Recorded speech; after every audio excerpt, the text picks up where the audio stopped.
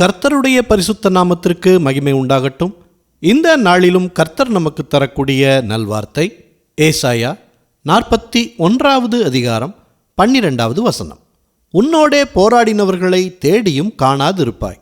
உன்னோடே யுத்தம் பண்ணின மனுஷர் ஒன்றுமில்லாமல் இல் பொருளாவார்கள். பிரியமானவர்களே, உங்களோடு போராடுகிறவர்கள் யார்? மனிதர்களா? இல்லவே இல்லை. மனிதர்களின் பின்னணியில் இருந்து கொண்டு செயல்படும் சாத்தான் தான் உங்களோடு போராடுகிறான். நீங்கள் கர்த்தரிடத்தில் ஐக்கியம் கொண்டிருப்பது அவனுக்கு பிடிக்காது.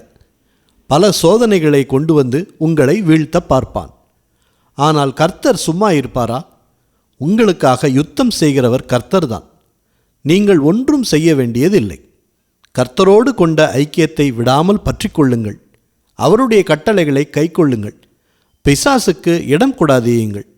எந்த இடத்திலெல்லாம் சாத்தான் நம்முடைய வாழ்க்கையில் நுழைய பார்க்கிறான் என்கிற எச்சரிக்கை உணர்வு எப்போதும் உங்களிடத்தில் இருக்கட்டும். ஆவியானவரின் ஆலோசனை உங்களுக்கு எப்போதும் இருக்கட்டும்.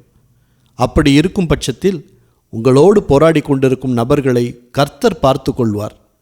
அவர்கள் உங்களுக்கு எதிராக நிற்கக்கூட முடியாமல் காணாமல் போகும்படி கர்த்தர் சூழ்நிலைகளை மாற்றுவார்.